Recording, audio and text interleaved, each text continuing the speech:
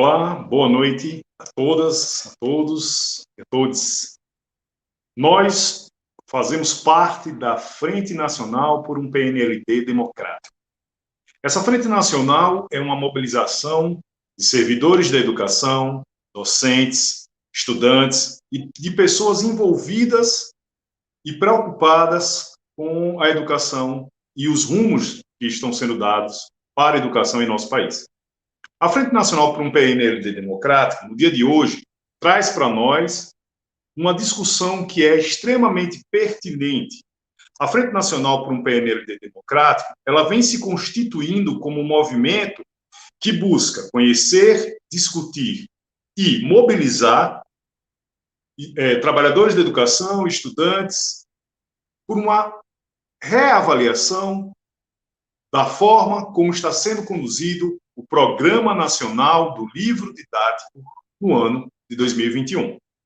A maneira como foi feita a escolha do objeto 1 do atual PNLD, de cima para baixo, sem nenhum diálogo com a comunidade escolar, exige que a gente tenha uma organização mais ampla, de um modo mais plural. É nesse sentido que a Frente Nacional por um PNLD democrático tem se organizado e proposto discussões, lives, estudos com grupos de trabalho, para que nós possamos amplamente debater esse tão importante instrumento que é o Programa Nacional do Livro Didático. Nesse momento, eu convido a nossa colega Ana Leide para fazer a apresentação do nosso grande convidado da noite de hoje.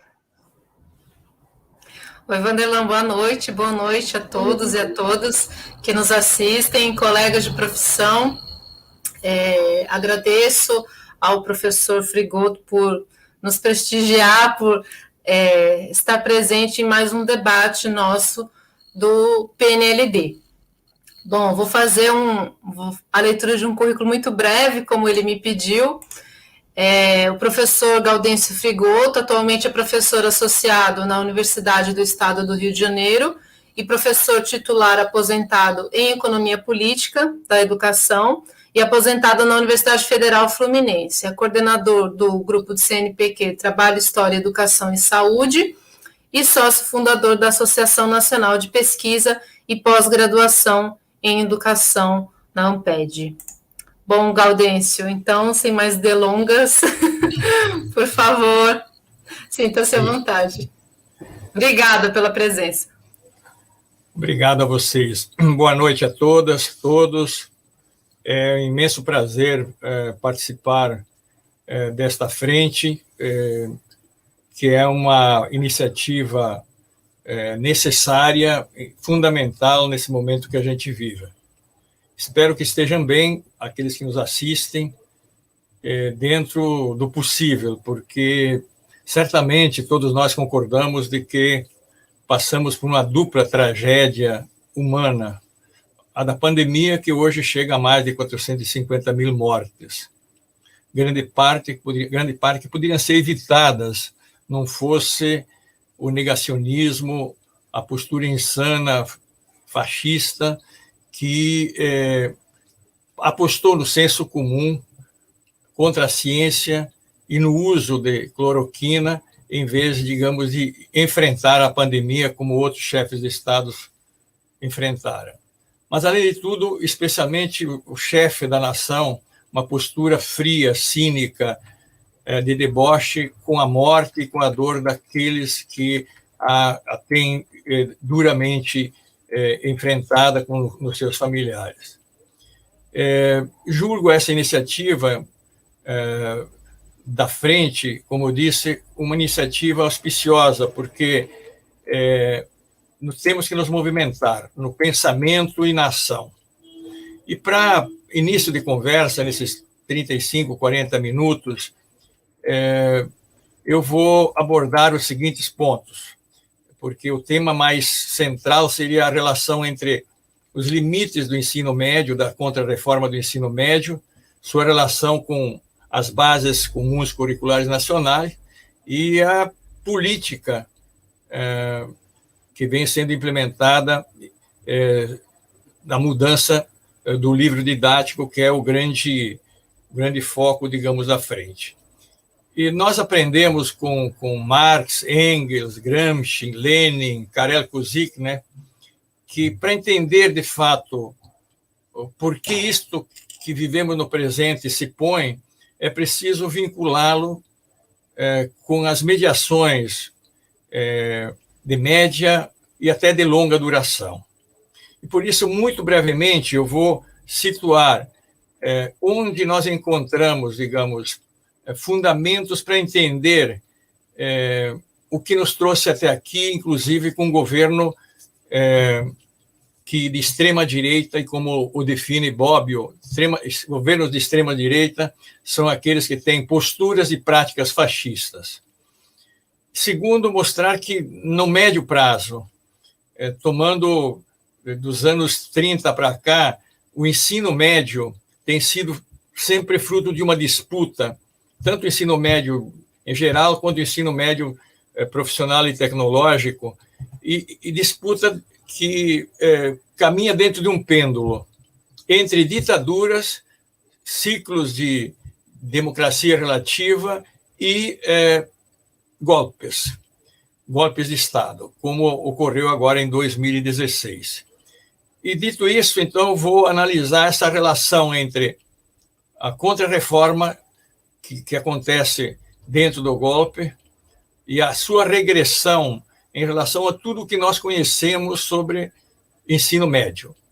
E a regressão da regressão com o governo de extrema-direita, com um corte de luta ideológica e de perseguição ao pensamento crítico e aos seus protagonistas.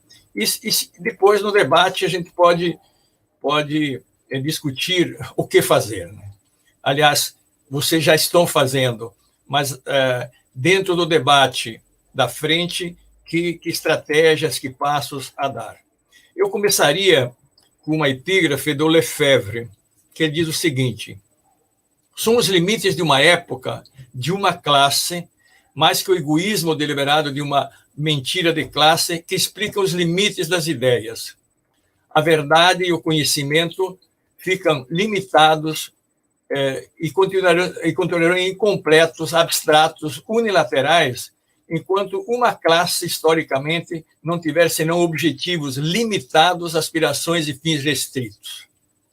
Eu creio que o Lefebvre nos dá com acuidade de que o que nós vivemos de limites no ensino médio e as mudanças regressivas, elas têm que ser explicadas pela natureza da classe dominante nesse processo histórico, no plano cultural, no plano econômico, no plano jurídico, inclusive. Culturalmente, nós percebemos que este é o longo prazo. A burguesia brasileira, diferente das burguesias clássicas,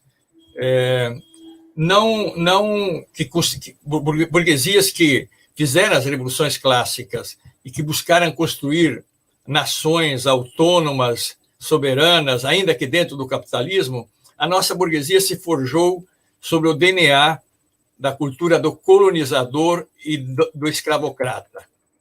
Portanto, uma marca cultural que reitera o autoritarismo, traços de fascismo, racismo e preconceito com o trabalho e o trabalhador produtivo e desprezo por um povo.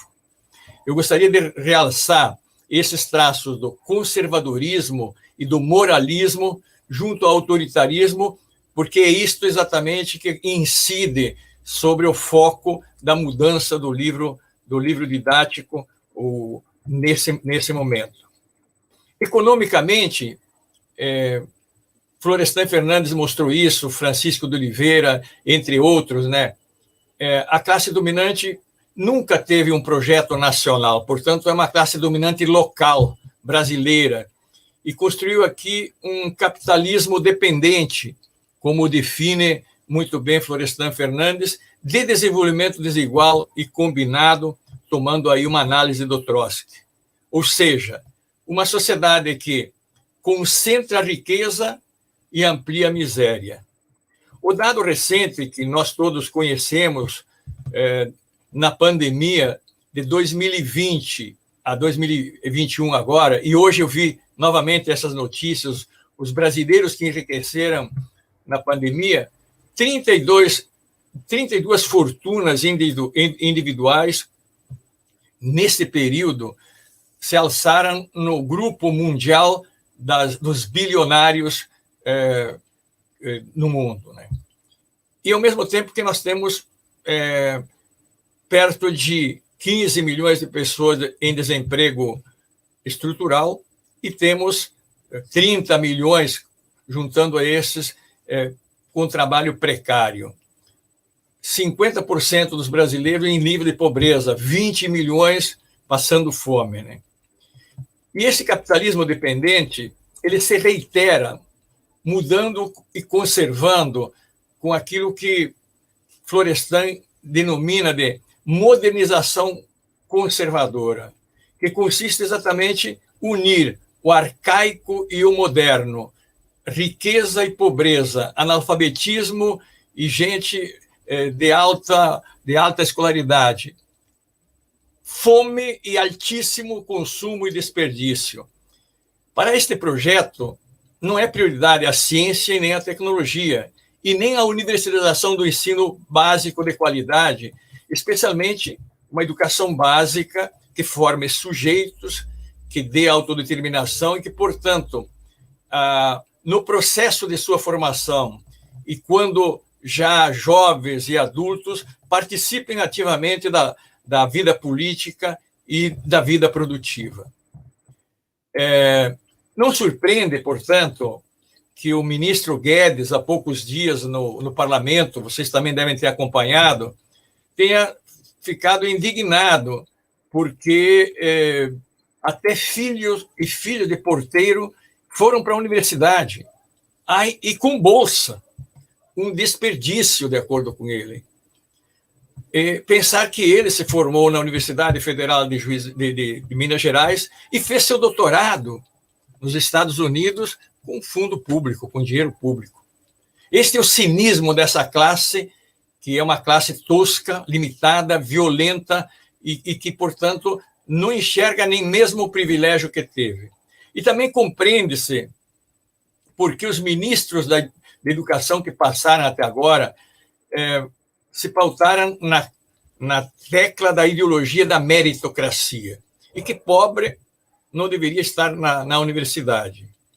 O atual ministro, caladinho, mas que está exatamente na surdina fazendo mudanças, e uma dessas mudanças, foco dele é a mudança do livro didático, ele disse numa entrevista de que os pobres até podem sonhar para chegar na universidade, mas não é desejável.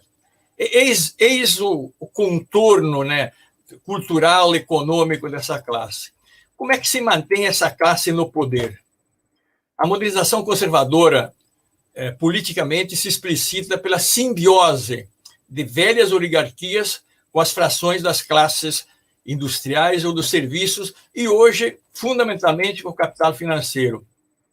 O agronegócio, capital financeiro e setores industriais.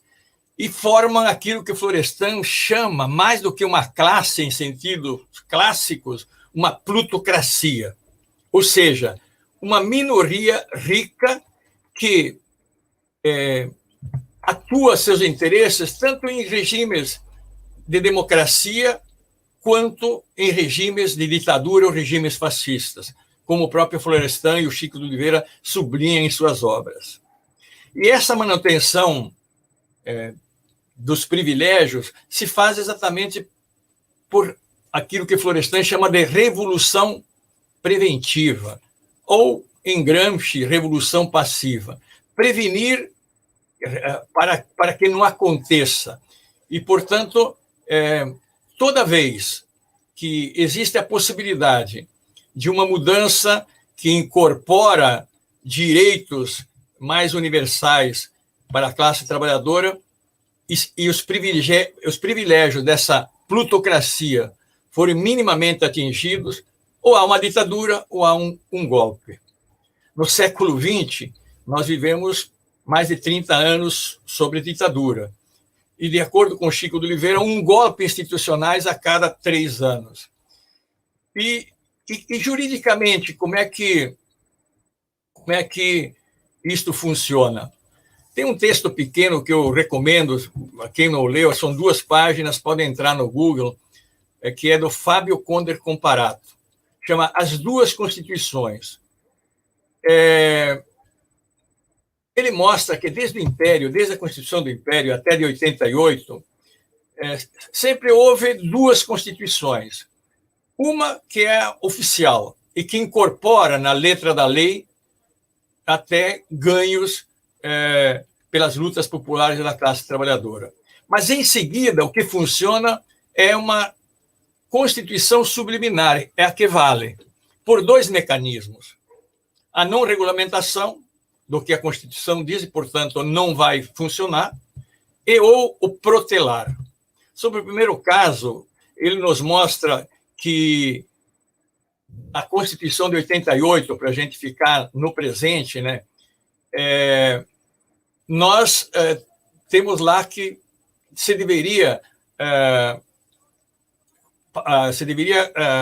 taxar as grandes fortunas. Ninguém moveu uma palha. Agora mesmo à tarde eu estava lendo um texto que a Argentina e alguns outros 2 países na América Latina taxam as grandes fortunas, e a Argentina agora percebeu de que 48% dos ricos da Argentina, o dinheiro deles não está na Argentina, está fora da Argentina, eles investem fora porque não acreditam sequer em seu país. E, portanto, esse dispositivo da Constituição não foi cumprido. Igualmente, outro dispositivo é o de protelar. Nós, na área de educação, sabemos disso, que foi a LDB, o Plano Nacional de Educação, o anterior e este, que saiu só 4 anos depois, e que é uma estratégia de ir triturando no cansaço para descaracterizar aquela luta inicial. Pois bem, esse é o contorno, digamos, da base dos limites de classe e que limitam a educação em geral e a educação do ensino médio, fundamentalmente. Qual é o pêndulo que a gente poderia ver? Veja, houve toda uma mobilização dos anos 20 aos anos 30 sobre a cultura brasileira e sobre o ensino público.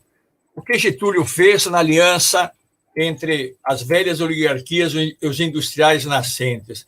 Criou o Sistema S. Em vez de ter um sistema básico de educação, se criou um Sistema S.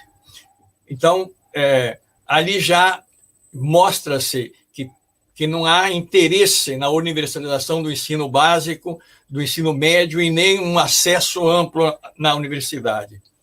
De 46 a 64, vemos também uma grande mobilização da sociedade pelas reformas de base, de pé no chão se aprende a ler, a pedagogia do oprimido. Na gestão de João Goulart, foi feita a LDB, fez-se um fundo para o ensino, na época, primário, ensino secundário e ensino superior, e fez-se o primeiro Projeto Nacional de Educação. Isso foi interrompido por uma ditadura de 21 anos. Fim da ditadura, nós tivemos um período também na Constituinte e na Constituição de incorporação, já com conceitos, eu diria, incorporando o pensamento mais claramente na educação, do pensamento marxista, gramsciano, marxista, etc. Da escola pública, gratuita, laica, universal, mas unitária, isto é, uma crítica à dualidade. E, tão logo a Constituição foi cumprida, nós começamos a ver a Constituição subliminar funcionando, né? E aí vem a década de 90, né? A década de 90, eu registro muito isso porque o golpe de 2016 completa de forma mais brutal aquilo que o governo Fernando Henrique com Paulo Renato fizeram na sociedade e na educação. À época, as forças populares, a classe trabalhadora, estava muito mais mobilizada, eu diria muito mais unida em pautas que constituíram uma barreira às reformas e contra-reformas, especialmente na educação. Mas essa época, já vejam vocês, lá com Guilmar Namo de Mello e outros, se reclamava muito de que nas universidades, nas licenciaturas, se ensinava teoria demais. E que os professores tinham que aprender as técnicas do bem ensinar. E que o professor cabe ensinar e não cabe educar. Já isso na década de 90. Mas isso não tinha eco, porque, digamos, a contra-hegemonia, o contraponto ainda, digamos, era forte, né? E aí vem os governos populares. Não cabe aqui uma avaliação ampla disso, mas foram momentos de ampliação e de um relativo avanço na perspectiva do ensino médio integrado. Mas eu gostaria de registrar, para unir esse aspecto com aquilo que eu falei sobre as características da classe dominante brasileira. Foi preciso o ex-presidente Lula assinar com os demais candidatos uma carta aos brasileiros dizendo que qualquer um que chegasse ao poder não iria contrariar os interesses do capital da plutocracia brasileira associada ao capital mundial. E o governo Lula não confrontou, apenas administrou parte do fundo público para dilatar e incluir setores e frações da classe trabalhadora, das crianças e dos jovens que não eram incluídos. E ali eu acho que a criação dos institutos federais foi um passo importantíssimo, a criação de 18 universidades públicas, o salário mínimo real aumentado, enfim, a geopolítica mundial, são todos aspectos importantes e, no caso do ensino médio, a criação, a publicação do decreto 51/54 e a revogação do decreto 2208, sinalizando, não obrigando, a perspectiva de um ensino médio integrado, que é uma tautologia. A realidade é que é integrada.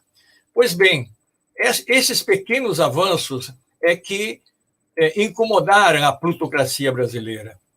E, à época, o grupo que governou na década de 90, com Fernando Henrique Cardoso, que são os intelectuais do golpe, junto à plutocracia.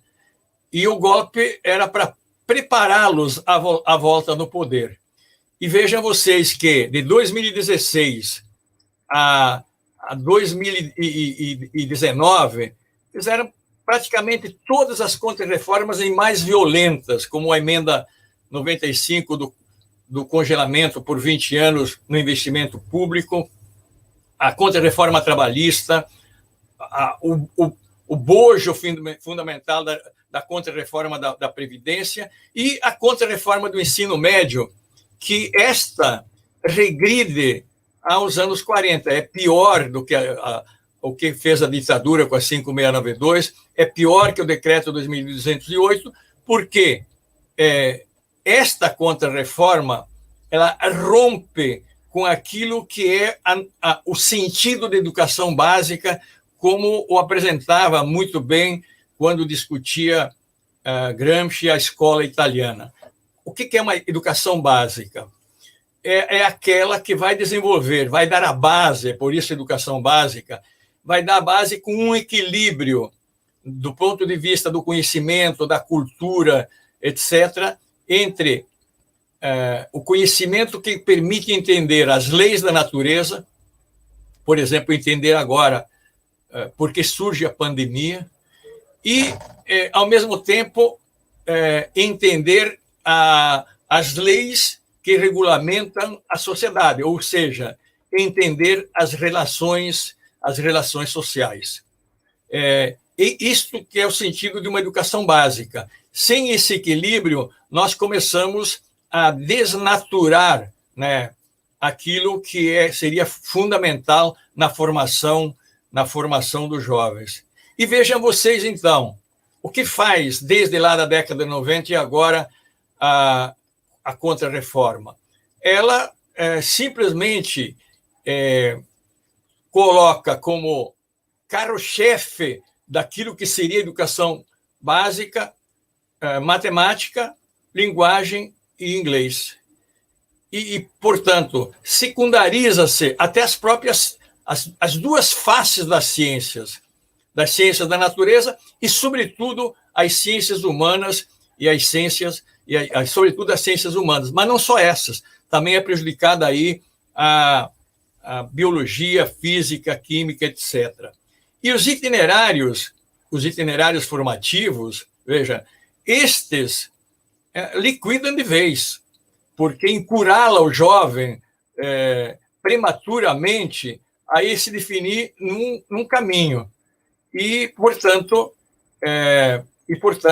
o que vai acontecer é que esses jovens que entrarem nessa Contra-Reforma, se ela de fato for concretizada, se não houver resistências mais amplas para estancar este grupo que desgoverna o país ou aniquila o país e recuperar aquilo que foi o acúmulo desde a época da Constituinte, ou então, pelo menos nessa travessia, resistir por dentro.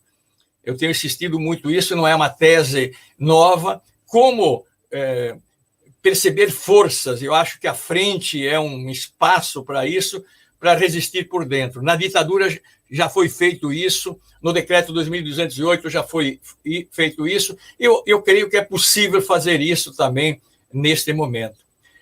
Mas veja o cálculo errado, e isso não sou eu que estou dizendo, foi o próprio presidente do PSDB, o Gereissati, que disse os 3 erros que fizeram em relação ao golpe. Primeiro, aceitar que a tese do Aécio de contagem de votos. Segundo, concordar com o golpe. Terceiro, participar do golpe. E agora parece que estão ali arrependidos porque acabaram dando um tiro no pé, ou seja, a direita, ou centro-direita, neste cálculo equivocado e absolutamente anti-tudo, entregaram a um grupo de forças de extrema-direita. E aí que me parece que está o elo forte entre a natureza das bases curriculares comuns nacionais e, sobretudo, sobre o controle e o desmantelamento do que o que tem sido a discussão do livro didático. O livro didático sempre foi uma disputa muito grande, mas esse é um outro aspecto importante nessa trajetória dos 14 anos do governo popular.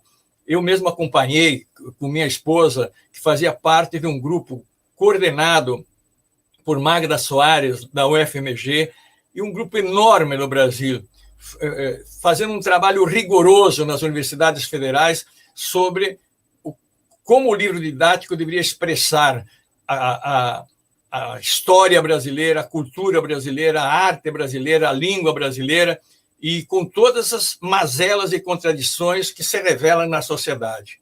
Pois bem, qual é o foco, então, agora da Contra-Reforma e os limites que são impostos nessa relação da anulação do ensino médio como educação básica,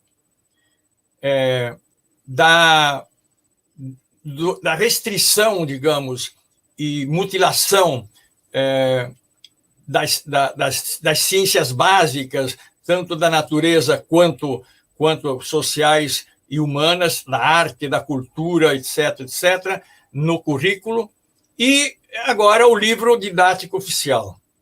E ali eu acho que fica muito claro que esse governo se guia por 3 fundamentalismos. Né? O primeiro é que não importa, não interessa que a escola seja pública e seja para todos. Aliás, o ministro Guedes disse que tudo deveria ser privado, tudo seria regulado pelo mercado. E esta tendência de mercantilizar o próprio ensino fundamental. Então, qual é a ideologia do fundamentalismo econômico? A meritocracia. Numa sociedade profundamente desigual, falar em meritocracia é um assinto e é um cinismo, né? Mérito só há quando há minimamente igualdade de condições. Sem isso, não há mérito, é privilégio. E, portanto, mas isto é absolutamente o tempo todo divulgado. Quem tem que ter acesso a um ensino de qualidade é quem tem mérito. Quem quer chegar à universidade tem que ter mérito. Nenhuma política pública de inclusão, etc. O segundo, e aí vem o toque do fundamentalismo político. O que é o fundamentalismo político? Num corte fascista e neofascista. Não há adversários, não há pensamento divergente, há o pensamento único. E é o pensamento que aqui une o fundamentalismo político, calcado na anulação do pensamento divergente e até a anulação e a ameaça física de quem postula um pensamento divergente e um pensamento crítico. E dentro de uma política, portanto, da pedagogia do ódio, da ameaça, a pedagogia do medo. Isso é a tática. As próprias demonstrações ontem aqui no Rio de Janeiro, muito bem apresentadas por vários sites, mostrando o modelo que Mussolini usou na Itália de andar de moto com força, mostrando que se não se caminha na vontade do poder absoluto, será a violência. Eu acho que isso a gente tem que ter muito mais atenção, porque essas coisas, como diz o Mark Bray, não é necessário muita gente para instaurar um regime fascista. E ele vai analisar a Alemanha e a Itália. É preciso que haja um vácuo na sociedade. Então, eu levo muito a sério isso. Mas, então, o controle do livro didático é um controle político. Segundo, é um controle moral, e aí vem o fundamentalismo religioso. Então, une o moralismo do anticomunismo, da família, da questão de gênero, e você vai ter, de fato, um livro oficial, um material oficial que representa o pensamento único e, na verdade, amordaça o que é o papel do conhecimento, da ciência em todos os campos, na formação adequada, digamos, crítica e não cretina das crianças e dos jovens brasileiros. Eu acho que esse é o escopo que se coloca em nossa frente e que creio que nós temos que ter muita atenção nesse momento. E resumindo, para concluir, então, os itinerários formativos são assentados na ideologia da competência e do empreendedorismo. Esses liquidam com o sentido de ensino básico e interditam política e economicamente a geração presente e as futuras. A BCCN tira e descaracteriza a área das ciências humanas e ciências sociais, sobretudo, mas também, como eu disse, das ciências da natureza. A política do livro didático, que junta moralismo, conservadorismo, autoritarismo com práticas protofascistas e negacionistas, e, portanto, descaracterizam o conhecimento histórico da realidade em todos os campos, da biologia, da física, porque a Terra é redonda, e, portanto, também deforma as gerações que estão ali. E o controle ideológico dos docentes, para que ensinem o prescrito, adotem o livro oficial e não tenham interpretação própria. Ensinar, mas não educar, é a tese que também defende o Todos pela Educação. Então, o livro didático, do ponto de vista econômico, tem o controle do Todos pela Educação, eu diria, e do pensamento do agronegócio, especialmente estes que estão hoje tentando construir cartilhas específicas. E do ponto de vista dos docentes, o controle moral e o controle político. O que cabe fazer? Primeiro, não abrir mão da luta. Lembro aqui, talvez uma das últimas entrevistas que Marx deu no fim da vida ao ex-relator-chefe do New York Times, onde o Marx tinha textos, e esse redator-chefe conhecia muito a obra do Marx. E um dia de entrevista, e à noite, diz lá, sentado, depois conversando, esse cara lhe fez a pergunta: ô Marx, para você, qual é a lei do ser? E muito rapidamente Marx respondeu: a luta. O próprio vírus é uma expressão não só do ser humano. O vírus luta para permanecer e liquidar quando ele atinge algum organismo, né? E nós temos que também retomar a ideia do Florestan, de que a educação é a chave para o dilema brasileiro. Darcy Ribeiro também dizia isso, mas não é qualquer educação. O Florestan chamava atenção que é aquela que está vincada junto ao trabalhador produtivo e os excluídos, para que eles adquiram a autodeterminação e a autoconsciência, a autoformação das mudanças que são necessárias a serem feitas. Eu creio que é isto que eu gostaria de trazer como provocação inicial. Creio que estou sendo fiel ao tempo que a gente combinou aqui, e eu estou disponível agora para alguma pergunta ou também comentários, complementações, etc. Obrigado. Muito obrigado, professor Gaudêncio Frigoto, por mais essa brilhante exposição, com toda a sua garra, com toda a sua força e com toda a sua sabedoria. Professor, nós vamos fazer um bloco com 2 perguntas, tá? Então, a gente vai iniciar as 2 perguntas, depois nós vamos prosseguindo nesse formato.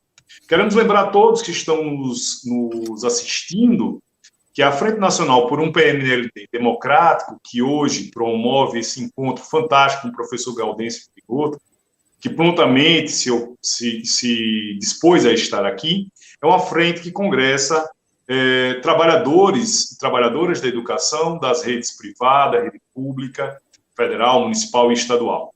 E você pode fazer parte da Frente Nacional por um PNLD democrático. Venham colaborar conosco, venham se incorporar a esta luta. E, nesse sentido, professor, além de agradecer ao senhor, a gente também agradece ao Sinti-FRJ, que, nesse momento, transmite a live, assim como o Sinasef Nacional, e outras entidades que vêm apoiando a Frente Nacional por um PNLD democrático. E a minha pergunta inicial, eu farei uma pergunta, depois a Ana Leide vai fazer uma outra pergunta. Na sua opinião, professor Gaudêncio Frigoto, em relação às propostas de alteração curricular, que, baseando-se em uma suposta interdisciplinaridade e politecnia, diluem projetos ou disciplinas genéricas às atuais disciplinas de humanidades, e que, dessa maneira, de certa forma, desaparecem do currículo para serem supostamente lecionadas em bloco. Nós gostaríamos de ouvir essa sua opinião. A Ana Leide vai fazer mais uma pergunta agora.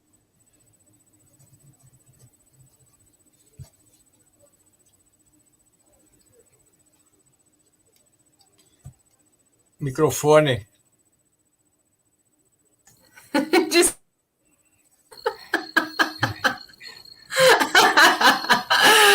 A segunda pergunta. Bom, as reformas educacionais, elas são sempre apresentadas para nós como solução ou inovação para resolver o problema do desemprego. Se nós formos observar alguns dados do IPEA e da Organização Internacional do Trabalho, entre 28% e 29% da população jovem brasileira, entre 15 a 29 anos, está desempregada. Além, né, daquela parcela dos que desistiram de procurar emprego. Isso tem aumentado muito, não só entre os jovens. E também, esses dados do IPEA trazem que as mulheres, elas são as mais atingidas por esses dados de desemprego no nosso país, né? A população negra e as mulheres. Bom, entre os ocupados, né, dentre os que estão empregados, a gente tem baixa remuneração, baixa produtividade, ausência de proteção social e um futuro totalmente incerto. Diante desses dados do trabalho, né, a gente tem essa alteração curricular e o rebaixamento dos conteúdos das disciplinas, que diminuem, né, que reduzem ainda mais o direito a uma educação plural, aprofundada, crítica e de qualidade. Então, como que a gente pode dialogar com os nossos colegas iludidos com as promessas das reformas e do novo PNLD? Porque o que mais tem surgido são amigos tanto da rede federal quanto da rede municipal, estadual, de que eles não acreditam que essas reformas venham a terminar de destruir o que já foi começado. Então, como que a gente pode dialogar com os nossos pares nas escolas sobre essa destruição na nossa educação? Bom, são duas questões que dá para fazer uma conferência cada uma, né? Mas eu vou tentar ser breve. É muito recorrente, né, tomar conceitos como de interdisciplinaridade, politecnia, escola unitária e emasculá-los, né, ou melhor, deturpá-los, né? Evidentemente que fazer um trabalho interdisciplinar e uma formação politécnica não pressupõe eliminar campos disciplinares, mas sim relacionar campos disciplinares.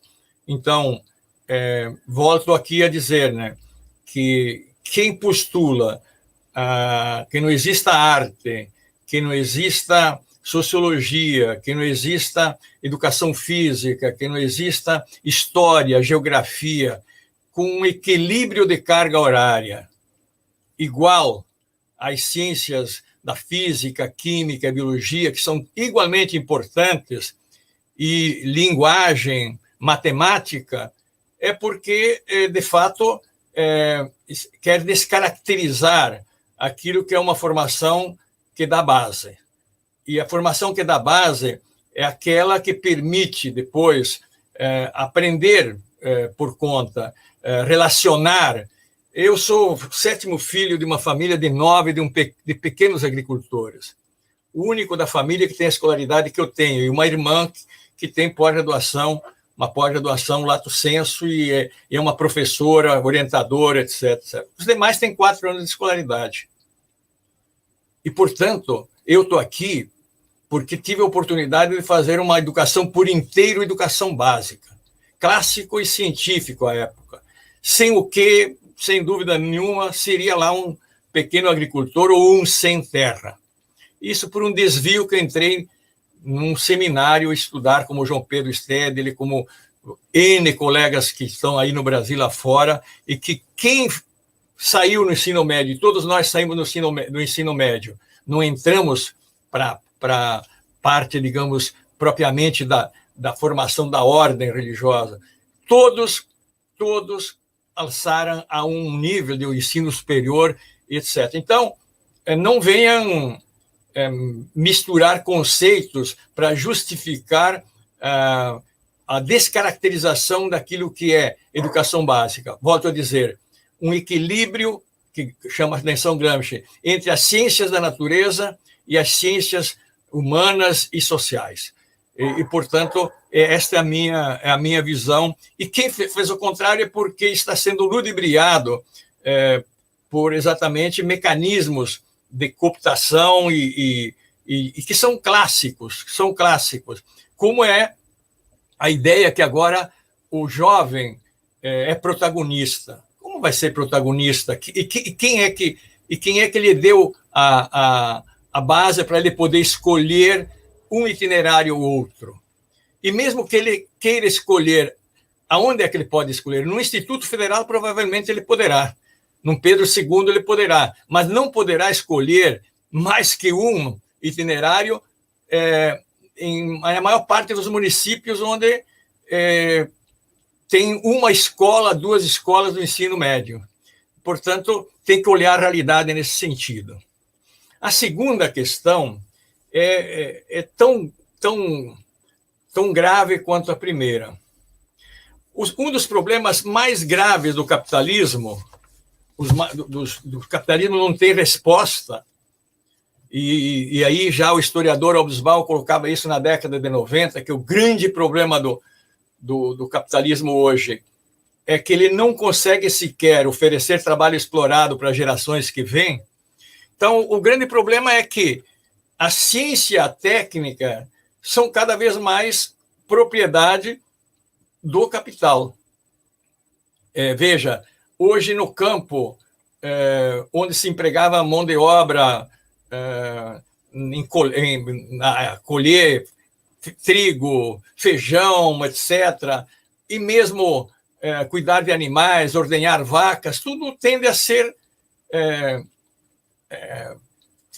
feito com meios tecnológicos. A ceifadeira, o trator, o robô que ordenha, enfim. Então, isso não é um problema, não seria um problema se isso gerasse possibilidade das pessoas empregarem seu tempo em trabalhos ou empregos, no caso da sociedade, onde a fadiga humana, o esforço humano fosse menor. Então, hoje, prometer emprego com qualquer formação, e mesmo aqueles que se preparam para o trabalho complexo, a competição é tamanha mundialmente, né? E que, portanto, a perspectiva de futuro do trabalho, primeiro, é a redução da jornada de trabalho. Segundo, é investir naquelas atividades que qualificam a vida. E, portanto, são atividades que não interessam ao capital. Educação, saúde, a não ser que sejam essas atividades elas mesmas como um comércio, né? Ensino, mercadoria, saúde e mercadoria. Então, eu vejo o seguinte, que aqueles professores, até que têm filhos, ou aqueles professores já mais velhos, que têm netos, e que imaginam que essas contra-reformas preparem os jovens para lutarem e se organizarem para terem direito à vida e direito ao trabalho, nem que seja o direito ao emprego, mas o emprego regulado socialmente, eles estão abrindo o fosso para os próprios filhos e para os próprios netos. O Francisco de Oliveira, num livro chamado O Antivalor, chamava atenção isso na década de 80. Era um artigo na década de 80, depois foi publicado o livro. Ele diz o seguinte, que o controle e o manejo do fundo público expressam o nec plus ultra, isto é, a forma mais avançada das formas possíveis de futuro. Não é o socialismo, mas pode ser a porta. O que ele está dizendo com isso? Que quem disputa o fundo público hoje, quem disputa o fundo público no Brasil? É o capital.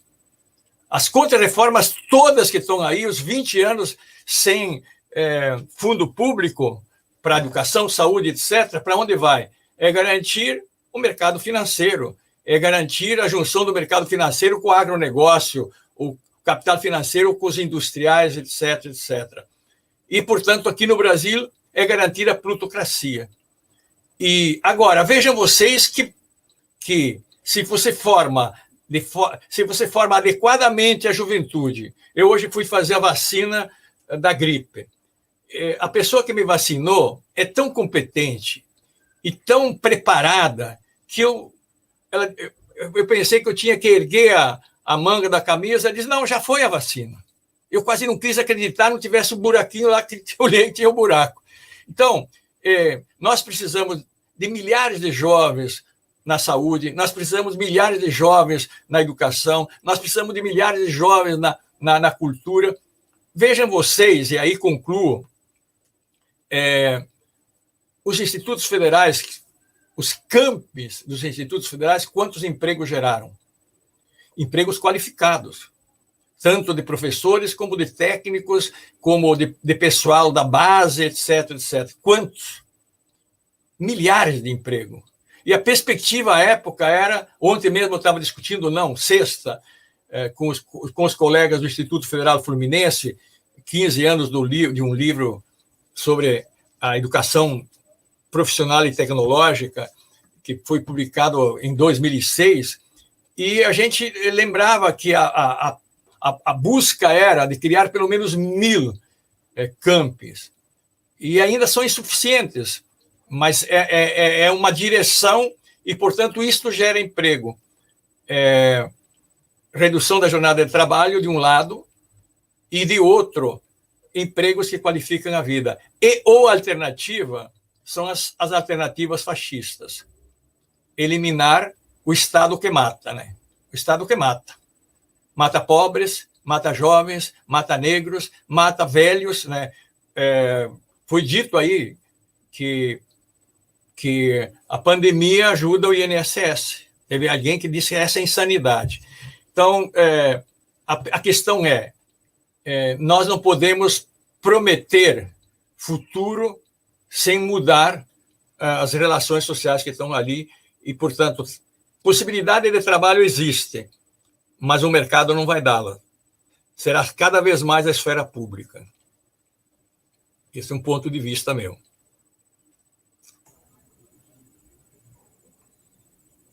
Microfone. Todos nós. Todos nós. Professor, a gente sempre se encanta, né, com a sua fala, com a profundidade e com a certeza, né, daquilo que você aponta. Nós temos algumas perguntas no chat e a gente vai tentar adequar, porque algumas das perguntas que foram feitas aqui pelo chat, de certa maneira, já vão sendo respondidas, e aí a gente vai tentando aproveitar. Tem uma pergunta que coloca, de certa maneira, como nós podemos, né, reverter a política do PNLD, do governo Bolsonaro, em seu viés privatista, né? E essa pergunta tem uma relação, por exemplo, com a pergunta da Marta Pessoa. Então, assim, em que sentido, como é possível reverter essa política do PNLD, desse governo, com esses vieses, tanto privatistas quanto reacionários? A outra pergunta vem de um questionamento de que essa discussão do PNLD ela só gira em torno do ensino médio, para os professores e professoras do ensino médio, ou para a rede federal, que muitos falam, e esquece de pensar quais são os reflexos no ensino superior e no ensino para jovens e adultos. A pergunta haveria influência, haveria algum tipo de... a reforma do ensino médio, o novo PNLD, eles vão atingir o ensino para jovens e adultos e os cursos superiores, ou vai ser só realmente o ensino médio que vai ser atingido, né, como já está sendo atingido pelo objeto 1 e o objeto 2? Isso vai acabar se expandindo para outros níveis da educação? Ok, boas questões. A primeira questão tem a ver com aquilo que eu dizia, né, que nós temos um poder, primeiro, de resistir por dentro, mas tem que ser um resistir coletivo. Eu queria trazer aqui um testemunho de um colega da Universidade de Pádua, que eu conheci nos fóruns mundiais, e que participou de todos os fóruns mundiais. E que quando começou aqui no Brasil a discussão do Escola Sem Partido, e que nós começamos até a produzir vários textos, saíram vários textos, ele mandou uma mensagem que na Alemanha também um partido de caráter de ultradireita, fascista, estava começando a perseguir professores por adotarem determinados livros. E um dos professores estava sendo ameaçado por adotar um livro determinado. E aí, milhares de professores mandaram uma carta ao governo dizendo: nós todos vamos adotar esse livro, né? É uma indicação de que, se a gente tiver uma unidade interna, né, a gente pode dizer: tudo bem, produzam esse lixo histórico, produzam, mas nós vamos nos reservar a autonomia de interpretá-lo. E, portanto, a minha sugestão: guardemos os livros de história, de geografia, de sociologia, que trazem o pensamento crítico. O que é o pensamento crítico? Aquele que tenta historicizar o real, ou seja, aquilo que me permite ver como determinada realidade se produz. Por exemplo, matou-se 28 pessoas em Jacarezinho, 27 entendidos como pessoas do mal, e um jovem também policial que também vem do meio. Policial vem do meio pobre. As altas patentes é que vem da classe média. Pois qual é a leitura? É que morreram porque são gente do mal. A pergunta é, do ponto de vista do conhecimento histórico, essas pessoas nasceram para ser criminosas ou foram produzidas em circunstâncias em que a alternativa foi o crime? E ali eu lembraria aqui duas passagens do livro clássico escrito por Marx e Engels, um livro de uma cultura ampla, a Sagrada Família, que é um debate com Sagrada Família, porque é irônico, aos irmãos Bauer, que era um libelo de debate entre Marx, sobretudo, e Engels com eles. E lá, pelas tantas, o Marx diz: já que somos seres que nos formamos socialmente, nós somos uma síntese de natureza e sociedade, é fundamental formar humanamente a sociedade.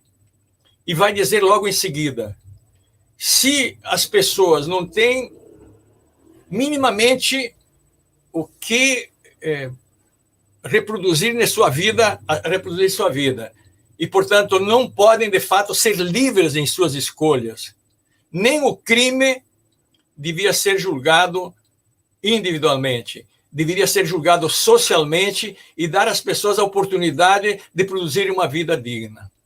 Então, evidentemente que este tipo de pensamento não interessa àqueles que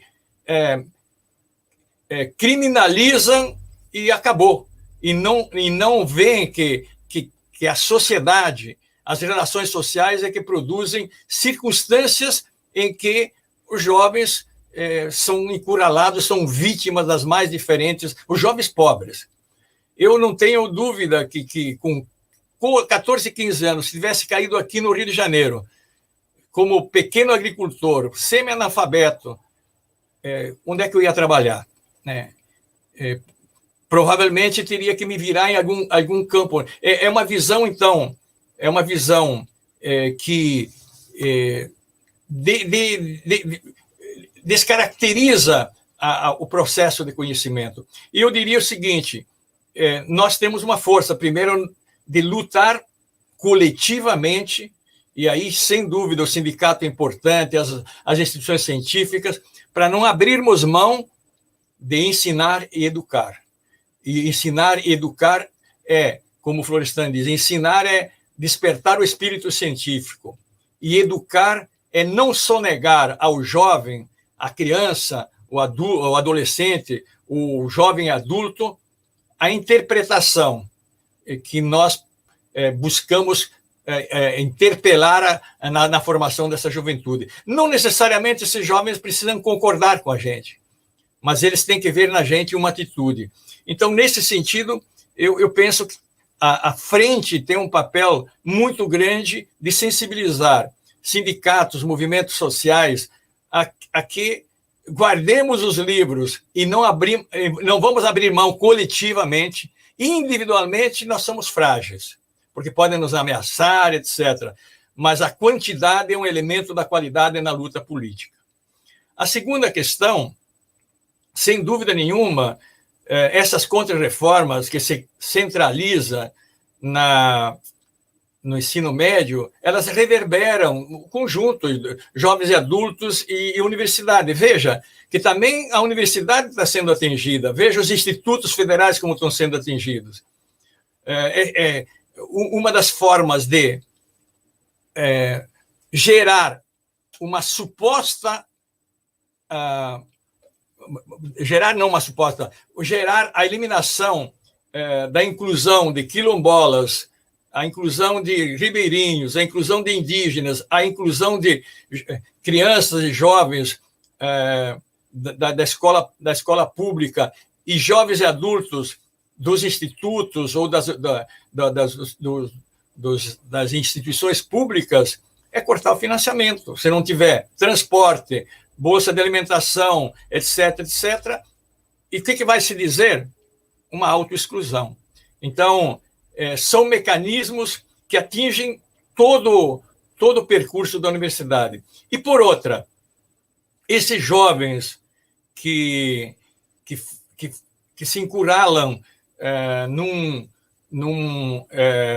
itinerário, eles não vão ter condições de competir com a classe média que coloca seus filhos em escolas particulares. Veja agora o que está acontecendo em São Paulo, por exemplo. Li há pouco tempo que os pais de classe média alta tiravam os filhos das escolas que eram por controle remoto e os colocavam aquelas que introduziram o ensino presencial, porque não são bestas. Então, a contra-reforma do ensino médio é como você tirar a base de um edifício e, portanto, daí em diante você tem um castelo de areia. Quer dizer, ele não vai ter condições de competir com os demais jovens que fazem, por exemplo, um ensino integrado, né? Manter o ensino médio integrado, por exemplo, na rede federal é fundamental porque você contrapõe exatamente a esse esfacelamento. Então, é o conjunto. E se a gente vê aqui no Brasil, e esta plutocracia ela é absolutamente cínica nisso, nós vemos que o ministro Guedes, a irmã dele, é uma das grandes lideranças da rede privada de grandes conglomerados de ensino, né? Então, o esfacelamento da universidade pública tem como contrapartida, cada vez mais, colocar gente no comércio do ensino superior de vários tipos, de vários caça-níquel, inclusive pegando dinheiro público e ressuscitando a ideia do voucher. Então, quem fez a pergunta é muito claro, isso vai atingir o conjunto. E jovens e adultos, veja, para esse governo, está fora. Será uma luta nossa, será uma luta da sociedade, será a luta dos movimentos, sem o que, para esse governo, do ponto de vista dos três fundamentalismos, jovens e adultos já eram.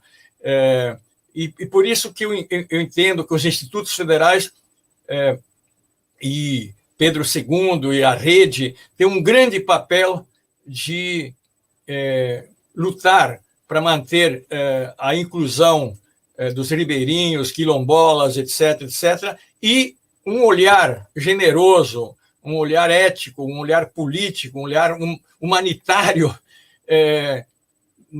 para incorporar jovens e adultos.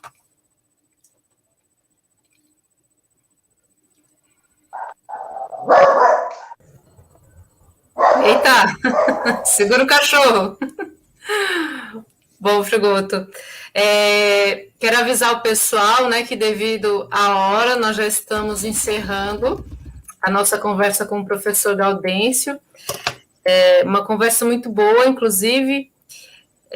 Ficaram ainda algumas perguntas que, pelo tempo, não poderemos concluir. No entanto, fica aqui o convite para que os colegas entrem no nosso grupo. Nós temos um GT de discussão do PNLD, das DCNs, PCNs, do PNLD. Então, o convite fica aqui. Assistam a outra live que nós fizemos com outros professores e entrem no nosso grupo. O Michel, por favor, coloca aí o link para o pessoal entrar ou pelo Telegram ou pelo WhatsApp. Mas fica aquela pergunta que não quer calar, que nos deixa muito angustiados. Como que a gente pode resistir frente a tudo isso que está acontecendo com a educação em torno do PNLD e das reformas? Como que nós, professores, dentro da nossa sala de aula virtual, inclusive, né, como é que nós podemos lutar para termos uma educação melhor? Como que a gente pode combater tudo isso? Eu posso concluir rapidamente? Sim, por favor. Eu acho que não há outro caminho senão esse que vocês estão pautando. Debater a divergência é o espaço do avanço, quer dizer, buscar unidade na diferença. Nós podemos pensar diferente, mas temos que debater, temos que fundamentar. Então, o diálogo não é sinônimo de concordar, e eu acho que a gente não pode não enfrentar essa situação, dado como natural isso que está acontecendo. E eu gostaria de finalizar a minha participação, então, destacando duas pequenas estrofes de um poema de Mário Benedetti, eu gosto muito. Um poema que diz o seguinte: o que aconteceria se? E eu acho que é muito próprio para o que nós estamos discutindo aqui. O que aconteceria se um dia acordássemos percebendo que somos a maioria? O que aconteceria... Perdão, que eu perdi aqui. O que aconteceria se, de repente, uma injustiça apenas, uma só, nos unisse a todos, não a uns, não a alguns, mas todos, todos, todos? E o que aconteceria se nós,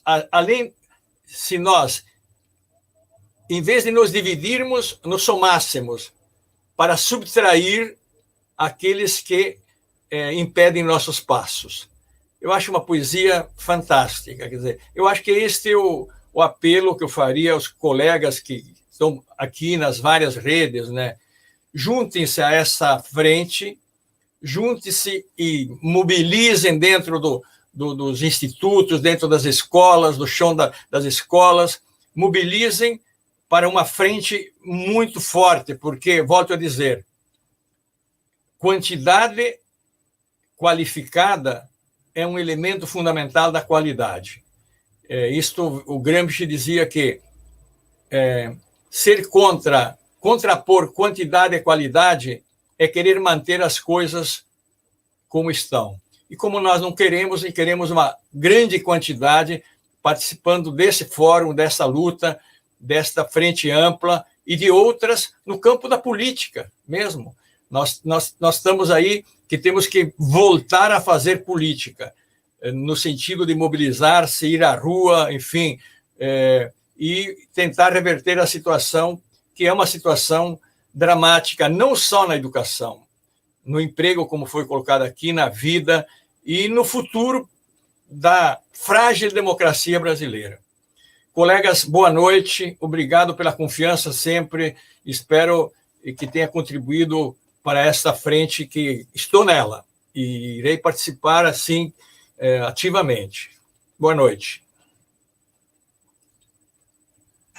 Obrigada, professor.